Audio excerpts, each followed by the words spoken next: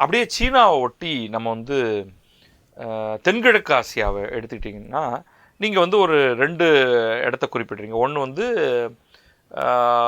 கம்போடியாவில் இருக்கக்கூடிய Angkor Wat ஆலயம், அடுத்தது வந்து இந்தோனேஷியாவில் இருக்கிற போராபுதூர் பற்றி நீங்கள் குறிப்பிட்றீங்க. அதை பற்றி கொஞ்சம் சொல்லுங்களேன்.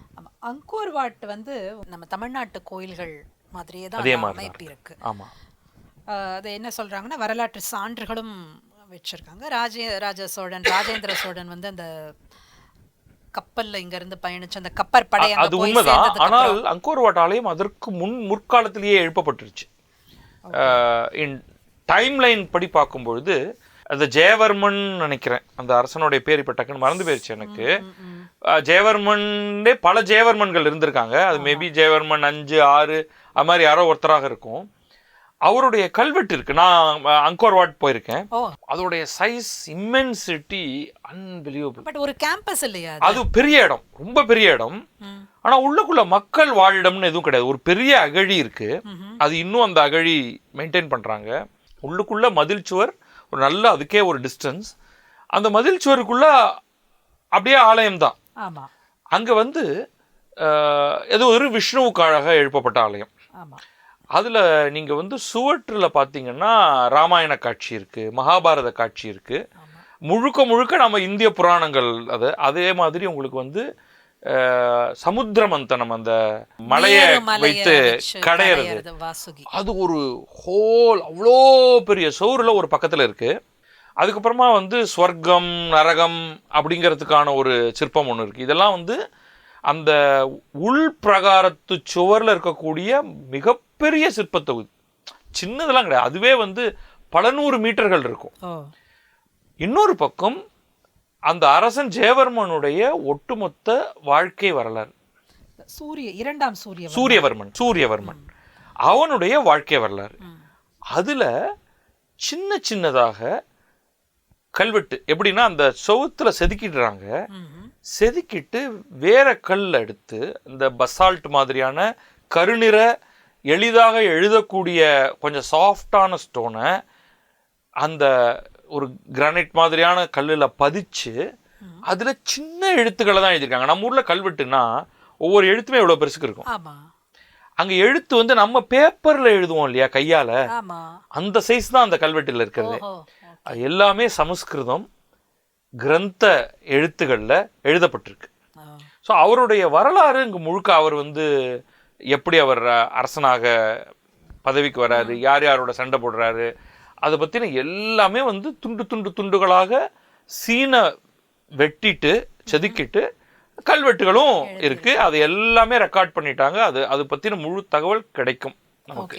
இப்ப நீங்க இது வந்து ராஜேந்திர சோழனுடைய காலத்துக்கு முன்னாடி காலத்துல தான் இது குறைந்தபட்சம் ஒரு 200-300 வருடத்துக்கு முன்னாடியானது. ஒரு விஷயம் வேணா படிச்சேன், அந்த அரசன் சூரியவர்மன் வந்து சிவ வழிபாட்டுல இருந்து மாறி திருமால் வழிபாட்டுக்கு மாறினா அப்பதான் இது கட்டப்பட்டதுங்கிற மாதிரி ஒரு தகவல் நான் படிச்சேன். அதை தான் நான் புத்தகத்துல பதிவு பண்ணியிருக்கேன். எனக்கு உறுதியா தெரியல.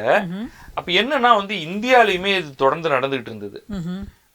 ஒரு அரசன் வந்து சமண மதத்திலிருந்து சைவ அல்லது வைணவ மதத்துக்கு மாறுறது, சைவத்திலிருந்து வைணவத்துக்கு மாறுறது, வைணவத்திலிருந்து சைவத்துக்கு மாறுவது, இதிலிருந்து சமணத்துக்கு மாறுவது, இப்படின்னு ஒரு ஒரு ரொம்ப ஃப்ளூயிடா இருந்திருக்கு இது. அதே சமயம் இந்த இந்து மத கருத்துக்கள் அங்க வந்து அந்த தென்கிழக்கு ஆசியா ஃபுல்லா பரவி இருக்கும் பொழுது பௌத்தமும் அங்க பரவுது. இந்த அங்கோர் வாட்டை எடுத்துட்டீங்கன்னா இது வந்து விஷ்ணுவுக்கான ஆலயம் என்றாலும் உள்ளுக்குள்ள வந்து பல இடங்கள்ல அதற்கு பிறகு வந்த அரசர்கள் புத்த சிற்பங்களை, புத்தருடைய சிற்பங்களை அங்க வச்சிருக்காங்க. ஆனா அது ரொம்ப தெளிவாக அது பின்னாடி கொண்டு வரப்பட்டது.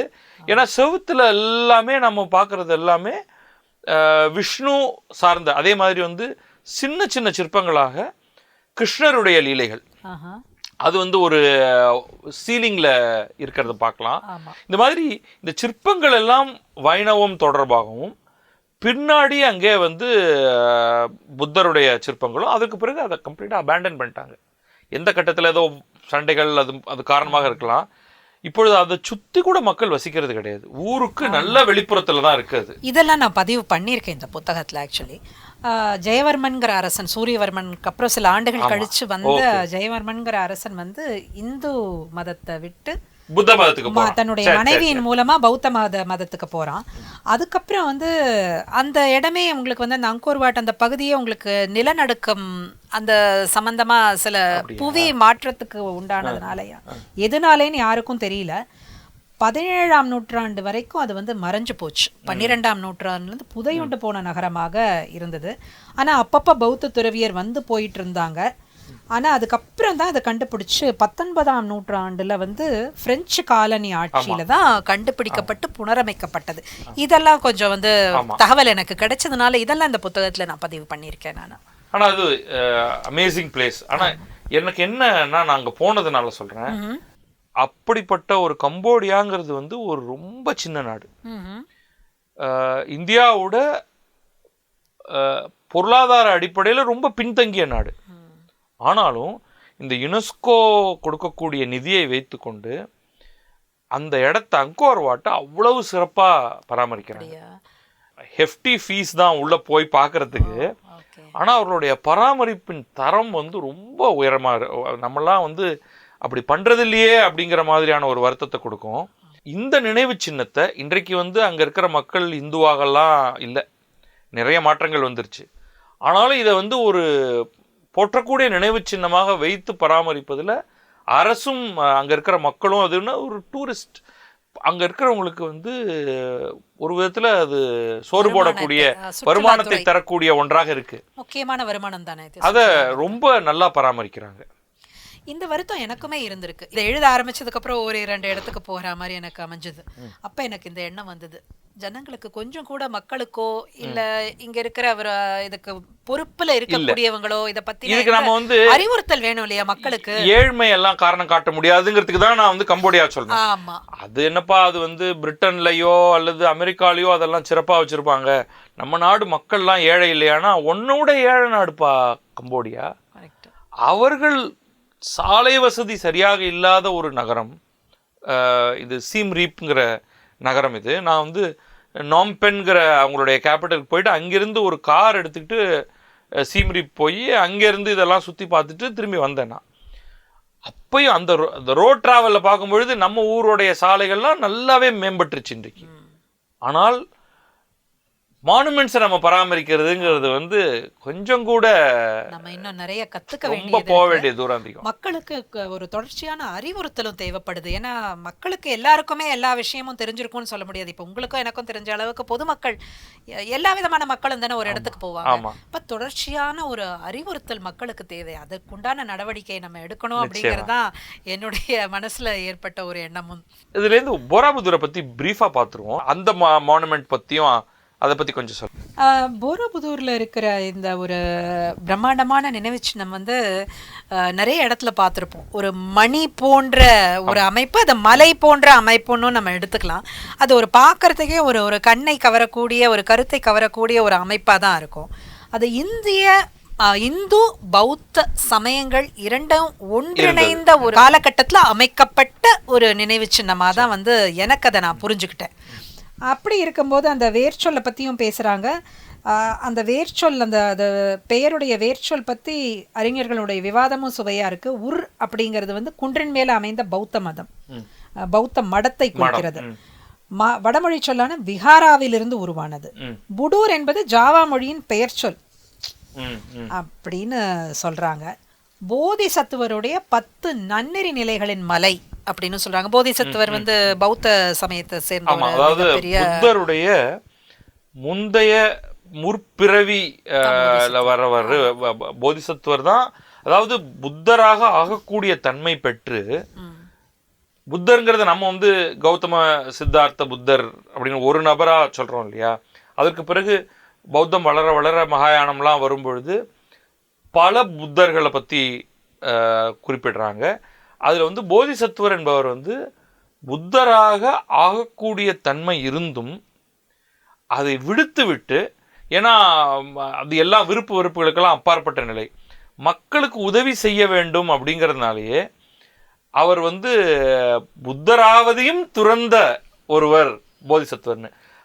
பல புத்த ஜாதக கதைகள் நம்ம சொல்றோம் இல்லையா, அதுல வந்து போதிசத்துவர்கள் திரும்ப திரும்ப பல்வேறு போதிசத்துவர்கள் வந்துட்டு இருப்பாங்க. வெவ்வேறு உருவை எடுத்து மக்களுக்கு வந்து உதவி பண்ற மாதிரி அந்த கதைகளை படிச்சிருக்கோம். அதன் பிறகு இந்த போதிசத்துவர்களை வந்து ஐக்கனோகிராபிக்கலி ஒரு புத்தர் உட்கார்ந்திருக்கக்கூடிய சிலை வடிவத்துல அவருக்கு, ஆனால் அவர் நிலைப்படி அவர் வந்து புத்தருக்கு கீழானவர்கள்.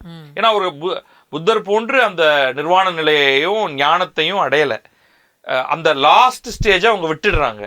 அப்போ நீங்கள் பார்த்தீங்கன்னா புத்தர் சிலை இருக்கும், அதற்கு 2 பக்கமும் ஒரு காவல் தெய்வம் போன்று இந்த போதிசத்துவர்கள் நிற்பதை நம்ம பார்க்கலாம். ரொம்ப பாப்புலராக வந்து அவலோகிதேஸ்வரர்னும் போதிசத்துவர் பத்மபாணி அப்படின்னு அந்த பெயரால் குறிப்பிடப்படுபவர் வந்து கையில் தாமரைப்பூ ஏந்தி கொண்டு பக்கத்தில் இருக்கிறத, அதே மாதிரி வஜ்ரபாணின்னு கையில் வந்து ஒரு வஜ்ர ஆயுதம் இந்திரன் மாதிரி ஏந்தி கொண்டு பக்கத்தில் நிற்கிறது, 2 பக்கமும் நிற்பது. இதை தவிர சாமரம் வீசுபவர்கள் இப்படிலாம் வந்து நம்ம இந்தியாவிலேயே பல இடங்களில் நம்ம அந்த ஐக்கனோகிராஃபிக் பார்க்குறோம். அதே தான் வந்து எப்படி பாமியனுக்கு அந்த புத்தர் நிற்கும் அந்த வடிவம் போனதோ, அதே போல் சீனாவில், இங்கே போராபுதூரில், இலங்கைக்கு, இப்படி பல இடங்களுக்கும் அந்த புத்த மதத்தோடைய அந்த தத்துவம் கருத்துகள், அதோட கூட அந்த சிற்ப ஓவிய வடிவங்கள் எல்லாமே அப்படியே போச்சு அச்சு அசலாக. நீங்கள் அங்கே போய் பார்க்கும் பொழுது அந்த புத்தரும் நம்ம ஊரில் நம்ம பார்க்கக்கூடிய அந்த புத்த சிற்பங்களும் அப்படியே ஒன்றி போகும். மேபி ஒரு சின்ன சின்ன வேரியேஷன் இருக்கலாம் அந்த லுக் அண்ட் ஃபீல்ல, பட் மற்றது எல்லாம் அதே மாதிரியானது. இதில் ஒரு முக்கியமான ஒரு வரலாற்று ஒரு துளி எனக்கு கிடைச்சதுனாக்க 8ஆம் 9ஆம் நூற்றாண்டு முதல் அரேபிய, பெர்ஷிய, குஜராத்தி வணிகர்கள் மூலம் இங்கே இஸ்லாம் வேகமாக பரவியது. ஆமாம். அப்போ இதெல்லாமே நம்மளுக்கு தெரியுது. நம்ம ஊர்லேயும் வந்து அந்த அரேபியர்கள், பெர்ஷியர்கள் இவங்கெல்லாம் வந்து இந்தியாவுடைய மேற்கு கரை மூலமாக உள்ள நுழையும் போது அந்த கரைப்பகுதியில் இருக்கிற மக்களுமே அந்த இஸ்லாமை தழுவி இருக்காங்க அப்படிங்கிறது நம்மளுக்கு தெரியுது.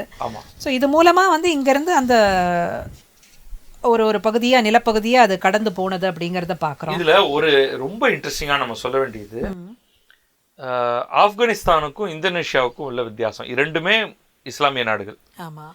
ஆனால் இந்தோனேஷியாவில் வந்து அவங்க தங்களுடைய கலாச்சார தொடர்ச்சியான இந்து மதம், புத்த மதம், அது இன்றைக்கு மாறிடுச்சு. இன்றைக்கி வந்து அங்கே ரொம்ப மிக குறைவான எண்ணிக்கையில் இந்த ஜாவா பகுதியில் சில இந்துக்கள் இருக்காங்க. பழக்க வழக்கங்களில் இந்திய இந்துக்கள்லேருந்து நிறைய மாறி போன, ஏன்னா அங்கே எங்கேயோ போய் அது ஃப்ரீஸ் ஆகிடுது இல்லையா, அதை பின்பற்றக்கூடியவர்கள் இந்த மாதிரி போராபுதூர் மாதிரி, பரம்பணன் மாதிரியான இடங்கள், இதெல்லாம் அவங்க வந்து தங்களுடைய கலாச்சாரமாக எடுத்துக்கொண்டு அதை அப்படியே பாதுகாக்கிறதும், அதை பற்றி ஆராய்ச்சி கட்டுரைகள் எழுதுவது. அவர்கள் வந்து ரொம்ப போயிட்டு வந்தவர் நண்பர்கள் தான் சொல்லியிருக்காங்க, வரலாற்று பேராசிரியர்களே உங்களுக்கு நீங்க முன்னாடியே புக் பண்ணிக்கலாம் கைடா வர்றதுக்கு. அப்படி வர்றவர் வந்து ஒரு PhD இருப்பாரு. அஃப்கோர்ஸ் அதுக்குன்னு ஒரு வேற rate may have to pay, ஏன்னா அவர்கள் தன்னுடைய நேரத்தை கொடுக்குறாங்க. அவர்கள் வந்து உங்களுக்கு ஒரு ஆழமான ஒரு புரிதலை உங்களுக்கு கூட கூட்டிட்டு வந்து சொல்ல முடியும். ரொம்ப பெரிய விஷயமா இருக்கு. நம்ம ஊர்ல வந்து ஏன் வரலாற்று பேராசிரியர்கள் இதை ஒரு முக்கியமான விஷயமாக எடுத்துக்கல அப்படிங்கிற அந்த வருத்தமும் சேருது. எனக்கு கைடுகள் மேல வருத்தம் இல்லை, அவர்களுக்கு நிறைய விஷயங்கள் தெரியறதில்ல. அவர்கள் தங்களுடைய பிழைப்புக்காக தரதரன்னு இழுத்துட்டு இதை பாருங்க, இதுதான் வந்து இது, அதுதான் வந்து அது அப்படின்னு அவர்கள் நிறைய மேலெழுந்த வாரியான தகவல்களை மட்டும் கூடவே கட்டுக்கதைகளையும் சேர்த்து, ஏன்னா அதுதான் கேட்கறவங்களுக்கு விருப்பம் அப்படின்னு சொல்லிட்டு போறோம். இன்னொரு பக்கம் ஒரு இஸ்லாமிய நாடு, சின்னங்களோ இந்து பௌத்த சின்னங்கள் 1200 1300 வருடத்துக்கு முற்பட்டது. எங்க அதே மகாபலிபுரத்தோடைய காலகட்டம். ஆனால் யூனிவர்சிட்டியில இருக்கக்கூடிய பேராசிரியர்கள் உங்களுக்கு வந்து கைடா வர்றதுக்கு தயாரா இருக்காங்க. அவர்கள் நிச்சயமாக பெரும்பாலானவர்கள் முஸ்லீம்களாக தான் இருப்பாங்க. மிக வேற இருக்கிறதுக்கு வாய்ப்பு இல்லை. ஏன்னா ஃபுல் அண்ட் ஃபுல் அவங்க வந்து இஸ்லாமிய நாடாக மாறிடுச்சு. அவர்கள் உங்களை வழிநடத்தி உங்களுக்கு அதை சொல்வதற்கு தயாராக இருக்கிறார்கள். இன்றைக்கும் இந்தோனேஷியாவுடைய ஏர்லைன்ஸ் பேர் கருடா ஏர்லைன்ஸ்.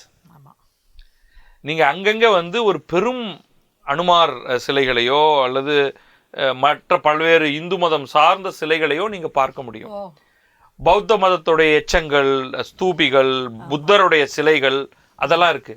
அப்ப நீங்க வேறு மதம் ஏற்றுக்கொண்டாலும் கலாச்சார சின்னமாக அழிபடாமல் காக்க முடியும் அப்படிங்கறதான் இது காண்பிக்குது. கண்டிப்பா கண்டிப்பா. அதுவும் சொல்ல போனா இதுவுமே வந்து நம்ம அங்கோர் வாட் பார்த்த மாதிரி எலிமறை சாம்பலுக்கடியில் புதைந்து போனது, செடி கொடியெல்லாம் வளர்ந்து இருக்குமிடமே தெரியாமல் போனது என்றாலும் மக்களின் நினைவிலிருந்து முற்றிலுமாக மறைந்து விடவில்லை. ஆங்கிலேயர் ஒருவர் கண்டுபிடித்தார் 19ஆம் நூற்றாண்டோட ஆரம்ப பகுதியில வந்து பண்ணி, அதுக்கப்புறமா மீட்டெடுத்து யுனெஸ்கோவோட உலக பாரம்பரிய சின்னமா நம்ம மகாபலிபுரம் அதுதான் நடந்திருக்கு. மண்ணுக்கடியில் புதையுண்டு 2 முறை ஒரு 17-18ஆம் நூற்றாண்டுல அதை வந்து ஒரு மாதிரி அகழ்ந்து எடுத்துட்டு அப்புறம் திருப்பி போயிடுது. அது வந்து ஒரு வெட்டுப்பட்ட ஒரு நிலப்பகுதியா ஒரு பக்கமா அப்பெல்லாம் வந்து அதை போட் மூலமா தான் அங்க தாண்டி அங்க போயாகணும். அதுக்கு பிறகு திரும்பவும் மண் மூடி திரும்பவும் அகழ்ந்து எடுத்து, சோ இதெல்லாம் ஒரே மாதிரி தான் நம்ம பார்க்கிறோம் கிட்டத்தட்ட பகுதிகள் இல்லையா, எல்லாமே இப்படிதான். அதுவும் இல்லாம அங்க வந்து பிரம்மன், சிவன், பிரம்மன், திருமால், துர்கை எல்லா கடவுள்களை சித்தரிக்கும் பாறை சிற்பம் இருக்கு. ராமாயண காட்சி நீங்க சொன்ன மாதிரி ஏறக்குறைய அங்கோர் வாட், போரபுதூர் என்ன வித்தியாசம்னா அங்கோர் வாட் வந்து முழுமையாக வைணவ மதம் மட்டும்தான். இங்க வந்து எல்லாம் சேர்ந்துருக்கு. ஆனால் அதே கம்போடியால வேறு பல கோவில்கள் இருக்கு, பௌத்த கோவில்கள் இருக்கு, இந்து அதே சைவ நீங்க சொல்ற அதே எல்லாமே விஷ்ணு, சிவன், துர்கை, பிரம்மா, குமரன், கணபதி, இது நீங்க வந்து ஒரு வித்தியாசமே தெரியாம நம்மளால வந்து அது அவர்களுடைய அந்த அந்த காலகட்ட கலாச்சாரத்தை புரிஞ்சுக்க முடியும். இப்போ இந்து மதமும் புத்த மதமும் அவ்வளோ பெரிய வீச்சு வரைக்கும் பரவி இருந்திருக்கு. அதுல வந்து ஒரு கட்டத்துல இந்து மதம் கொஞ்சம் கொஞ்சமாக பௌத்த மதத்தோட நடைபெற்ற இதுல அங்க காணா போயிருக்கு. பௌத்த மதம் மேல எழுந்திருக்கு. அதன் பிறகு அதுலயும் மாற்றம் நடக்குது. இந்தியாவில் மாறாக பௌத்த மதம் அப்படியே காணா போயிருச்சு, எச்சங்கள் மட்டும்தான் இருக்கு. இந்து மதம் மட்டும்தான் இன்னைக்கு வந்து ஒரு பிராக்டிசிங் இதுக்குள்ள வருது. ஸோ இது எல்லாமே வந்து பாமியன்ல இருந்து, அதாவது ஆப்கானிஸ்தான்ல இருந்து இந்தோனேஷியா வரைக்குமாக பரவிய இந்தியாவுடைய கலாச்சாரம். ஏன்னா இது இந்தியாவில தான் இந்த மதங்கள் தோன்றினங்கிறதுல வந்து மாற்று கருத்தே கிடையாது. அப்ப அது ஒரு பெரிய இந்திய கலாச்சார நிலப்பரப்பாக நம்ம இதை பார்க்கலாம்.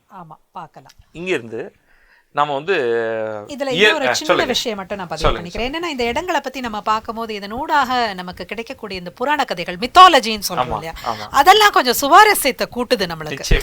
அங்கங்கே இந்த சுவாரஸ்யமான புராண கதைகளை ஒரு சுவாரஸ்யத்தை கூட்டுவது நிச்சயமா. ஒரு 2-3 விஷயத்தை மட்டும் நம்ம குவிக்கா பார்த்துருவோம். இப்போ முக்கியமா நம்ம வந்து கிரேக்க ரோமானிய நாகரிகங்கள் பார்க்கணும். அதுல பாத்தீங்கன்னா எண்ணற்ற இடங்கள் இருக்கு.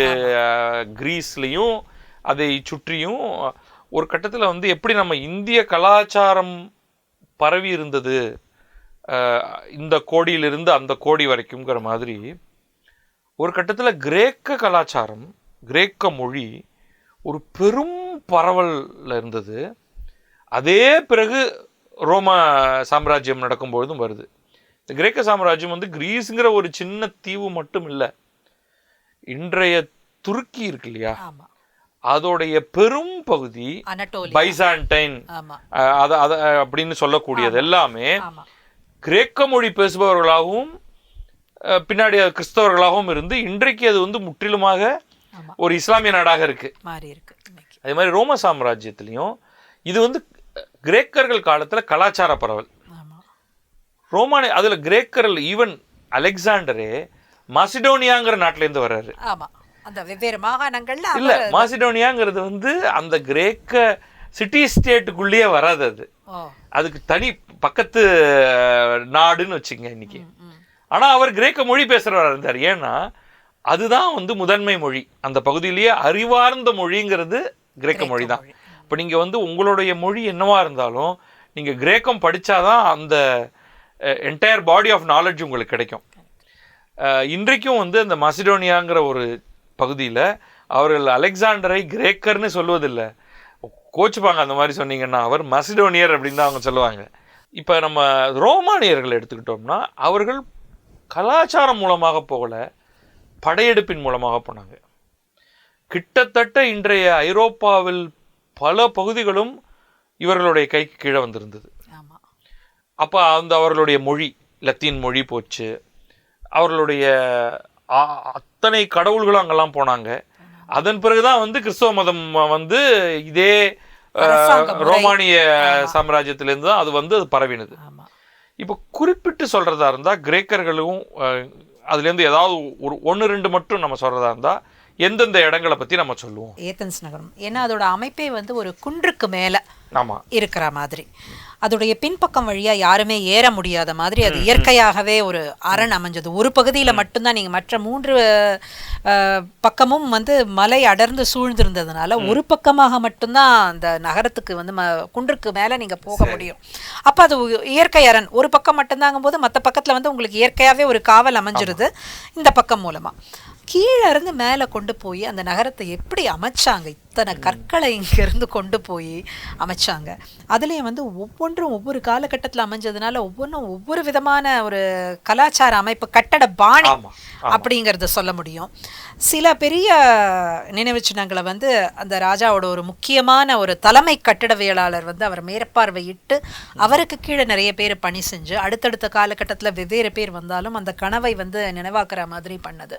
எனக்கு அதனால ஏத்தன்ஸ் நகரம், இன்னும் சொல்ல போனா அந்த ஏத்தன்ஸ்கிற நகரத்துடைய பெயரே எத்தீனியா அப்படிங்கிற அந்த கடவுள் தேவதை, அவ எப்படி அந்த காலகட்டத்தில் ஒரு முதன்மை கடவுளாக இருந்தார், போர் கடவுளாக இருந்தார், அறிவார்ந்த ஒரு கடவுளாக இருந்தார், அறிவுக்கு போர்த்திறனுக்கு இந்த மாதிரி ஒவ்வொன்றுக்கும் இருக்கக்கூடிய ஒரு கடவுள் வந்து எவ்வளோ ஒரு முதன்மையான இடத்துல இருந்து அப்படின்னு பார்க்கும்போது அப்படி ஒரு வழிபாட்டுக்கு உரிய ஒரு கடவுளாக இருந்தார் அப்படிங்கிறத நம்ம பார்க்குறோம். ஸோ இதெல்லாம் வந்து என்னுடைய மனசை ரொம்ப கவர்ந்தது இதை படிக்கும் போது. இது கிரேக்க புராணம் தொன்மங்கள் ரொம்ப டீடைல்டாக நமக்கு இன்னைக்கு கிடைக்குது. ஃபார்ச்சுனேட்லி அது வந்து பல புத்தகங்களாக, அஃப்கோர்ஸ் நமக்கு வந்து ரொம்ப தெரிஞ்ச இலியாத் அண்ட் ஒடிசி போன்ற பெரிய இதிகாசங்கள் அல்லது வரலாற்று கதையாடல் அப்படிங்கறது இருக்கு.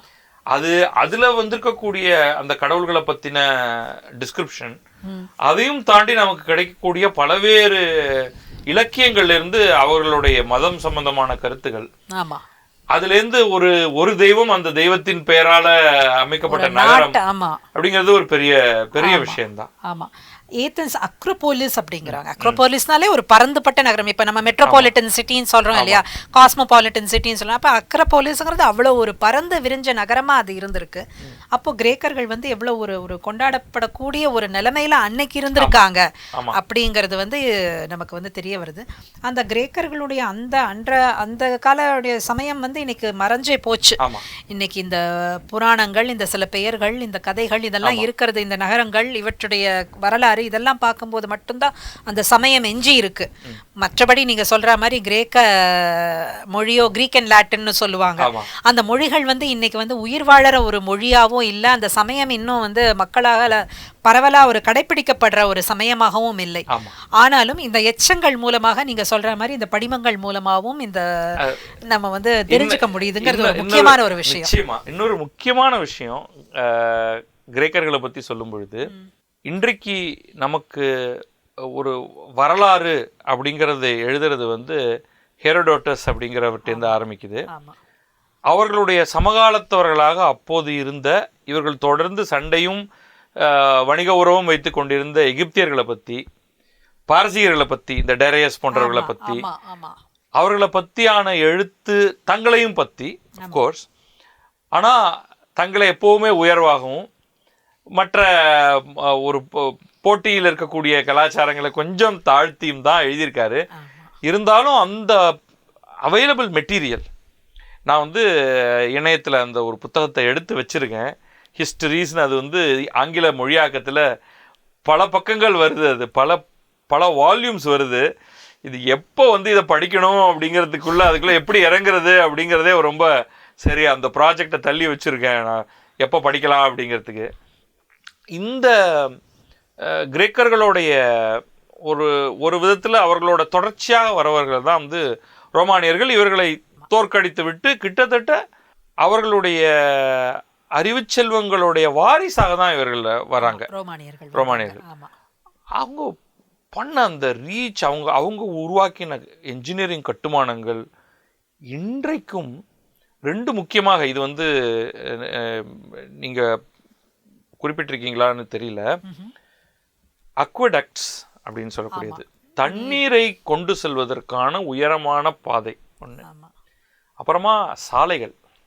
ஆமா, இரண்ட பத்தியும் வந்து ரொம்ப விரிவா எழுதாட்டியும் தொட்டு போயிருக்கேன் இந்த கட்டுரைகள். ஏன்னா இது வந்து ஒரு ஒரு கடவுள்களுக்கான மானுமெண்ட் அதெல்லாம் இன்னும் இருக்கு. ஆமா, கொலீசியம் இருக்கு. அவங்க வந்து அந்த சர்க்கஸ், அந்த மனிதனும் மிருகங்களும் சண்டை போடுவதற்கான இடம், அந்த மாதிரி எல்லாம் அவர்களுடைய கோவில்கள் எல்லாமே இன்றைக்கும் இருக்கு. ஆனா எனக்கு ரொம்ப ஆச்சரியமா இருந்தது எப்படி அவர்கள் வாழ்க்கை தரத்தை மேலே ஏற்றியிருக்காங்க. கண்டிப்பா பொதுமக்களுடைய வாழ்வியல மேம்பாட்டுக்காகவும் சில விஷயங்களை செஞ்சிருக்காங்க. சிலன்னு சொல்ல முடியாது, அதையும் ஒரு முக்கியத்துவம் கொடுத்து பண்ணியிருக்காங்க. கரெக்ட். ஒரு நீரை கொண்டு வர்றது அப்படிங்கிறது வந்து ஒரு மிகப்பெரிய விஷயம். ஆமா, இதை அவர்கள் எங்கெல்லாம்னா அவர்கள் ஆட்சிக்கு உட்பட்ட அனைத்து நாடுகளையும் பண்ணியிருக்காங்க. நீங்க ஸ்பெயின்ல பார்க்கலாம், இதை பிரான்ஸ்ல பார்க்கலாம்.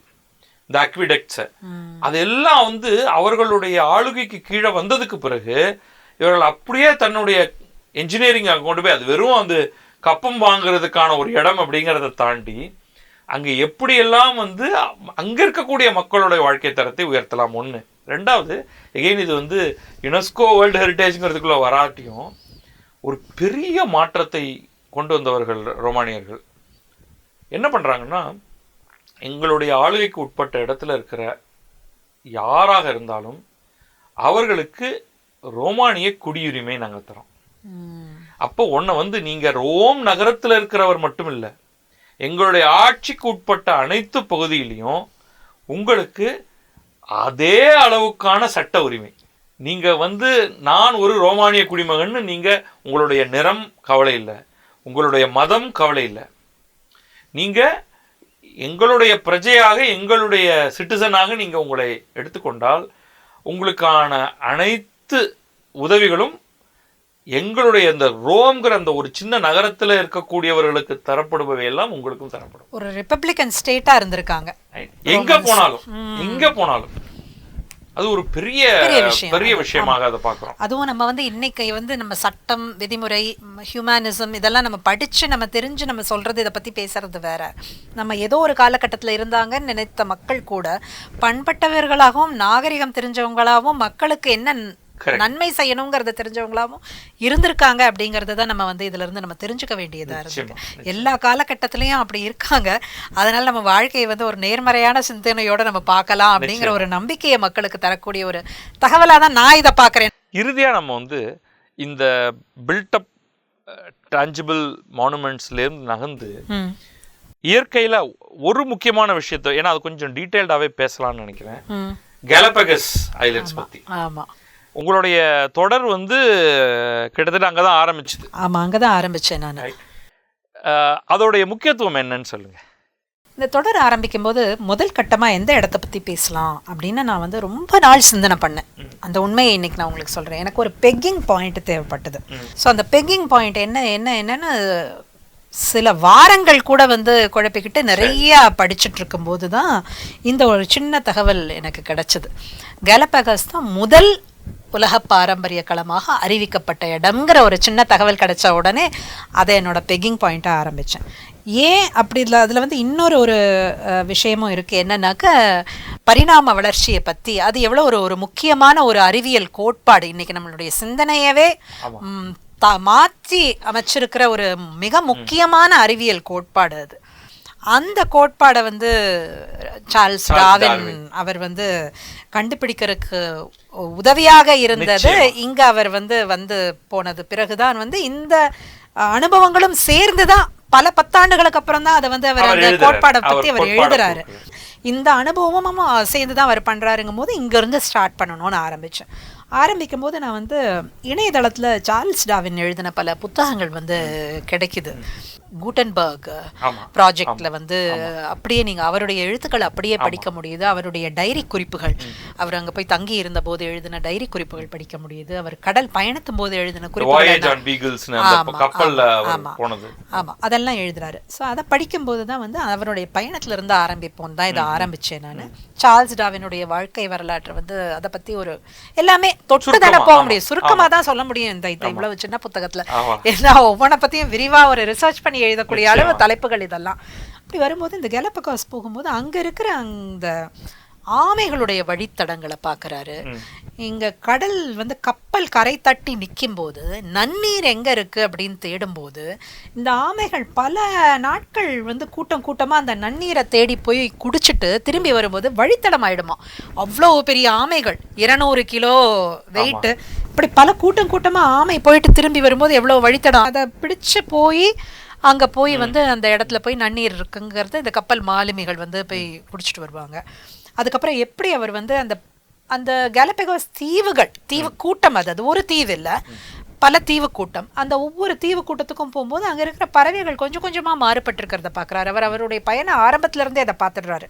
எப்போ இங்கிலாந்துலேருந்து கிளம்பி ஸ்பெயினுக்கு பக்கத்தில் இருக்கிற அந்த தீவுகள் கிட்ட கொஞ்ச நாள் தங்கி இருந்து கேப் வேர்டேலேருந்து அடுத்தது ஆப்பிரிக்காவோட கரையில் இருக்கிற அந்த தீவுகளுக்கு, செஷல்ஸ் தீவுகளுக்கு வந்து இங்கெல்லாம் வர்றாரோ அவர், அந்த சமயத்திலேயே பார்க்குறாரு ஒவ்வொரு தீவில் இருக்கிற அந்த மீன் கொத்தி பறவை வெவ்வேறு வடிவங்களிலும் நிறங்களிலும் இருக்கிறத பார்க்குறாரு. அதே மாதிரி இங்கே வந்து அந்த ஃபின்ச்சுங்கிற ஒரு பறவையை பார்க்குறாரு. குருவி மாதிரி இருக்கக்கூடிய பலவேறு சைஸ், சின்னது பெருசு, மூக்கு வெவ்வேறு மாதிரி எல்லாம் இருக்கக்கூடிய பல வகை பறவைன்னு நினைச்சுக்கிறாரே ஒழிய ஒரே பறவை தான் வந்து வெவ்வேறு இடங்களுக்கு தகுந்த மாதிரி மாற்றங்களை வந்து காலப்போக்கில் கொண்டு இருக்குங்கிறத கண்டுபிடிக்கிறாரு.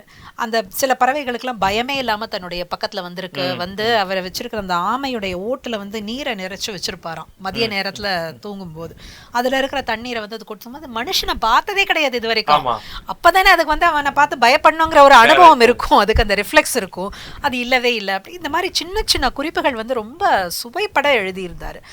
அப்புறம் அவருடைய தனிப்பட்ட அனுபவங்கள் பற்றி, தன்னுடைய கூட இருக்கிற மாலுமிகள் கூட தனக்கு ஏற்பட்ட அனுபவம் பற்றி, அதை பற்றியெல்லாம் எழுதும்போது இந்த கேலப்பகாஸை படிக்கும்போது அவ்வளோ ஒரு ஒரு ஒரு பயோஸ்பியர்னு சொல்லலாம். அது கேலப்பகாஸ் மாத்திரம் இல்லாமல் அதை சுற்றி இருக்கிற அந்த கடல் பகுதியுமே ஒரு பாதுகாக்கப்பட வேண்டிய பகுதிங்கிறது இன்னைக்கு வரைக்கும் அதை கடைப்பிடிச்சிட்டு இருக்காங்க. யார் வேணாலும் சட்டுன்னு கேலப்பகாஸ்குள்ளே நுழைய முடியாது. அதே மாதிரி விமான போக்குவரத்து சில இடங்களுக்கு மட்டும்தான் இருக்கும், சில தீவுகளில் மட்டும்தான் நீங்கள் தங்க முடியும். இப்படி நிறைய முக்கியமான விஷயங்கள் இருக்கு அந்த தீவுகள் பற்றி. அர்ஜென்டினாவை ஒட்டி இருக்கக்கூடிய கடல் பகுதியில், இந்த பக்கம் வடமேற்கு பகுதியில் இருக்கக்கூடிய ஒரு தீவு கூட்டம். அந்த கீழே வந்து எரிமலை ஆக்டிவிட்டி இருந்து அதிலிருந்து இந்த தீவுகள்லாம் உருவாகிட்டே இருக்கு கான்ஸ்டன்டா.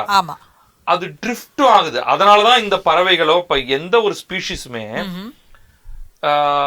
இது வந்து நம்ம இப்ப இருக்கக்கூடிய மாதிரி, இப்ப ஜஸ்ட் இமேஜின் திடீர்னு வந்து தமிழக பகுதி பிரிஞ்சு கடல்ல இருந்து அப்படியே ஒரு நாளைக்கு சில சென்டிமீட்டர்களாக நகர்ந்து நகர்ந்து நகர்ந்து நகர்ந்து போச்சுன்னா நாளடைவில் நம்ம வந்து இந்த மெயின்லேண்டோடைய அந்த தொடர்பு போயிடுது. இங்கேயும் அதே மாதிரிதான் உங்களுக்கு வந்து பல திட்டுகள், தீவு திட்டுகள், அந்த தீவு திட்டு நகரும் பொழுது அதற்கு நெருக்கமா இருக்கும் பொழுது இந்த ஃபின்ச்சோ ஈவன் ஒரு தாவரமோ ஒரு தொடர்போட இருந்துகிட்டு இருக்கும். நகர நகர நகர நீங்க வேற இடத்துக்கு போயிடுறீங்க, அங்கேருந்து பறந்து கூட வர முடியாது. அப்ப அங்க மாற்றங்கள் நடக்க ஆரம்பிக்குது. அதனுடைய பரிணாம வளர்ச்சி இன்னுமே கூட அந்த இடம் ஆக்டிவா இருக்குங்கிறாங்க, அந்த பயோஸ்பியர். அதனாலதான் அங்க இன்னுமே கூட தொடர்ந்து நீங்க சொல்லக்கூடிய அந்த எரிமலை வெடிப்பு, அதனால அந்த நகர்தல் இதெல்லாம் கொஞ்சம் கொஞ்சமா நடந்துட்டு இருக்கிறதுனால இன்னுமே அந்த இடத்துல நீங்க போனீங்கன்னா இந்த மாற்றங்களை வந்து சில பத்தாண்டுகள்ல நம்ம பார்க்க முடியுங்கிறதுனாலதான் அது இன்னொரு காரணம் பாதுகாக்கப்பட வேண்டிய பகுதியாக அறிவிக்கப்பட்டிருக்கு. இப்ப அதே மாதிரிதான் உங்களுக்கு வந்து இயற்கை சார்ந்த பல இடங்களையும் யுனெஸ்கோ குறிப்பிடுது. நம்முடைய மேற்கு தொடர்ச்சி மலைகளே ஒரு விதத்துல அதுல வர்றதுதான். அதே மாதிரி நீங்க ஆஸ்திரேலியால இருக்கிற பவழப்பாறை திட்டுகளை பத்தி எழுதியிருக்கேன், கடைசியா அதை தான் முடிச்சேன். பேரியர் ரீஃப், ஆமா, நம்மளுடைய மேன்க்ரோவ் ஃபாரஸ்ட், சுந்தர்பன்ஸ், அதுவுமே ஒரு பாதுகாக்கப்பட்ட பகுதி தான் அது. இது எல்லாமே வந்து நமக்கு என்ன சொல்லுதுன்னா, இவை எல்லாமே ஒரு விதத்துல உலக நம்ம இந்த உலக அதிசயம்னு சொல்லல, நமக்கு அதிசயம். ஆனால் இவை எல்லாமே ஒரு அதிசயம். அதை நம்ம போய் படிச்சு புரிஞ்சுக்கிட்டு அதை நேர்ல பார்த்து கண்டு கழித்து அதோடைய வரலாறையும் புரிஞ்சுக்கிட்டு, அது இயற்கையான ஒன்றுனா இயற்கையாக உருவாக்கி வந்திருக்கு, செயற்கையா மனிதன் தன்னுடைய திறனால உருவாக்கி இருக்கக்கூடிய பெரும் பெரும் மானுமெண்ட்ஸ், நினைவு சின்னங்கள், இவை எல்லாவற்றையும் பார்க்கும் பொழுது இதுதான் நம்முடைய வரலாறு. இந்த வரலாறு தான் நம்ம வந்து உண்மையிலேயே பள்ளிக்கூடங்களில் படிக்கணும், இதை ஆழமாகவும் படிக்கணும். அதிலிருந்து நமக்கு நீங்கள் சொன்ன மாதிரி உளவியல் ரீதியாகவும் வேறு விதமாக தத்துவார்த்த மானுடவியல், தத்துவம், இப்படி பலவற்றை புரிந்து கொள்வதற்கான நம்மை மேலும் பண்பட்டவர்களாக ஆக்கக்கூடிய கண்டென்ட் இது. ஆமாம். ஸோ அந்த விதத்தில் வந்து நீங்கள் இதோடைய ஒரு அறிமுகத்தை கொடுத்தது வந்து ரொம்ப மக்களுக்கு வந்து ரொம்ப அவசியமானது. அதுக்கு மேலே வந்து நம்மளுடைய வேலை எழுதுறதும் பதிப்பிக்கிறதும் தான். வாங்கி படித்து இதை வந்து ஹானஸ்ட்லி இதை வந்து இஃப் நாட் எனிதிங் குறைந்தபட்சம் ஒரு இந்த நான் டீட்டெயில் புத்தகமாகவாவது இது வைக்க தேவையான ஒன்று அப்படின்னு தான் நான் நினைக்கிறேன். இது வந்து ஒரு ஸ்டார்டிங் பாயிண்ட். இதை நீங்கள் படிக்கிற இதிலிருந்து நான் வந்து ஏன் போராபுதூராக இருக்கட்டும் அல்லது கெலப்பகஸாக இருக்கட்டும், சார்ல்ஸ் டார்வின் கெலப்பகஸில் என்ன செய்தார் அப்படிங்கிறதுக்கான ஸ்டார்டிங் பாயிண்டாக இது இருந்தாலே போதும் இல்லையா? ஆமாம். இப்போது நீங்கள் சொன்ன மாதிரி, அதாவது மனித உயிர் தோன்றி இன்றைக்கு வரைக்கும் இந்த யூனிவர்ஸ், இந்த பேரண்டம் தோன்றிய காலகட்டத்தில் மனிதர்களுடைய வாழ்க்கைங்கிறது பிளிங்க் ஆஃப் ஐ அப்படின்னு சொல்கிறாங்க. அந்த என்டையர் டைம் லைனை நீங்கள் எடுத்துக்கிட்டிங்கன்னா ஒரு கண் சிமிட்டக்கூடிய ஒரு காலகட்டம் தான். இந்த கண் சிமிட்டக்கூடிய இந்த இவ்வளவு குறுகிய ஒரு காலகட்டம், ஒரு நாளில் எத்தனை முறை இந்த கண்ணை சிமிட்டுவோம் நம்ம. அப்படி இருக்கும்போது இவ்வளோ ஒரு குறுகிய காலகட்டத்துக்குள்ள இத்தனை பெரிய வளர்ச்சியையும் பதிவுகளையும் நம்ம வியந்து பார்க்கத்தக்கக்கூடிய இத்தனை விஷயங்களை நம்ம செய்திருக்கும் போது மனிதர்கள் மேலே எனக்கு ஒரு நம்பிக்கை தான் எனக்கு வருது. எத்தனையோ காலகட்டத்தில் எத்தனையோ மாற்றங்கள், வன்முறைகள், ஒருத்தர் அடித்து எப்படி இருந்தாலும் தொடர்ந்து செயல்பட்டுக்கிட்டே அந்த காலகட்டத்திலையும் ஒரு பண்பட்ட நாகரிகமாக இருந்து இன்றைக்கும் அதை இன்னும் மேம்பட்டு அடுத்து கொண்டு போகக்கூடிய ஒரு இடத்துல தான் இருக்கும். இயற்கையும் நம்ம வந்து நீங்கள் சொல்கிற மாதிரி இயற்கையாக அங்கே இருக்கக்கூடிய இயற்கையை நாம் வந்து அதிசயமாக பார்க்கறதுனால அது ஒரு அதிசயம்னு நம்ம சொல்கிறோமே ஒழி, இயற்கை வந்து அங்கே இருக்குது, அது பாட்டுக்கு நம்ம பார்த்தாலும் பார்க்காட்டியும் அது நடந்துக்கிட்டே தான் இருக்கும். ஆனால் அது என்னன்னா அதை நாம் பாதுகாக்கணுங்கிற ஒரு கரெக்ட். எல்லாவற்றையும் அழிக்கணும், நமக்கான ஒரு ஏதோ ஒரு பயனாக அதை மாற்றணுங்கிறத விட ஒரு கிரேட் பேரியர் ரீஃபோடைய இம்பார்ட்டன்ஸ், அமேசான் மழைக்காடுகளுடைய இம்பார்ட்டன்ஸ், நம்முடைய வெஸ்டர்ன் காட்ஸோட இம்பார்ட்டன்ஸ், இதெல்லாம் நமக்கு புரிய வந்தாலே ஒரு பெரிய விஷயம், ஒரு அவேர்னஸ் ஒன்று கிரியேட் பண்றதுக்கு. ஏன்னா அந்த கிரேட் பேரியர் லீஃப்ல இருக்கக்கூடிய அந்த பவழப்பாறைகள்ல அந்த பகுதியில வந்து இனப்பெருக்கம் செய்யக்கூடிய சில வகை திமிங்கிலங்கள் உலகத்துல வேற எங்கேயுமே கிடையாது. சில நண்டு வகைகள், இன்னும் கடற்பாசி வகைகள், இன்னும் எத்தனையோ கடல்வாழ் உயிரினங்கள். இன்ஃபேக்ட் இந்த பவழமே ஒரு உயிரினம் தாங்கிறது எனக்கு ரொம்ப காலத்துக்கு பிறகுதான் தெரிய வந்தது. அதெல்லாம் ஏதோ ஒரு ஃபாசில்ஸ் அல்லது ஏதோ ஒரு கல், இப்ப நமக்கு வந்து ரத்தினக்கல் அது மாதிரியாக அதுவும் ஏதோ பவழமும் ஏதோ நம்ம அப்படிதானே பார்த்திருக்கோம். நவரத்தினத்துல ஒண்ணு பவழத்தை நம்ம பார்த்திருக்கோம். நம்ம அது உயிர்ப்புள்ள ஒரு விலங்கு, ஆமா, உயிரினம், அடியில உள்ள ஒரு உயிரினம். ஆமா, அப்படிங்கிறது வந்து ஒரு எவ்வளவு பெரிய ஒரு விஷயம். அதை பாதுகாக்கலைனாக்க அது அழிஞ்சு தட்பவெப்ப நிலையே மாறி போகும் அப்படிங்கிறாங்க. அதனால இது அதுக்கெல்லாம் சேர்த்து வந்து மக்களுக்கு ஒரு விழிப்புணர்வை, ஒரு அறிவுறுத்தல் அல்லது ஒரு சின்ன ஒரு அறிமுகமான ஒரு புத்தகமாக தான் எழுத ஆரம்பித்தேன். நீங்கள் சொன்ன மாதிரி இதை வந்து படித்தாங்கனாக்கா இந்த உலகத்தில் எத்தனை விதமான விஷயங்கள் இருக்குது அப்படிங்கிறத தெரிஞ்சுக்குவாங்கன்னு நினைக்கிறேன். நீங்கள் சொன்ன மாதிரி இது ஒரு நான் டீட்டெயில் பாடப்புத்தகமாக மாறும் என்றால் என்னை விட மகிழ்ச்சி அடையக்கூடியவர்கள் யாருமே இருக்க முடியாது. ரொம்ப நன்றி. உங்களோட பேசினது ரொம்ப ஒரு சுவாரஸ்யமான ஒரு அனுபவமாக இருந்தது. ரொம்ப எனக்கு ரொம்ப விருப்பமான ஒரு சப்ஜெக்ட் இது. ரொம்ப நன்றி. இது ரொம்ப ரொம்ப சுவாரஸ்யமாக நடந்த உரையாடல் இது. வாசகர்களே, நாம் வந்து விரைவில் இன்னொரு புத்தகத்தோடையும் இன்னொரு எழுத்தாளரோடையும் ஏன் கார்குழலியோடைய வேறு சில புத்தகங்களோடையுமே நம்ம வந்து உங்களை மீண்டும் சந்திக்கிறோம். நன்றி.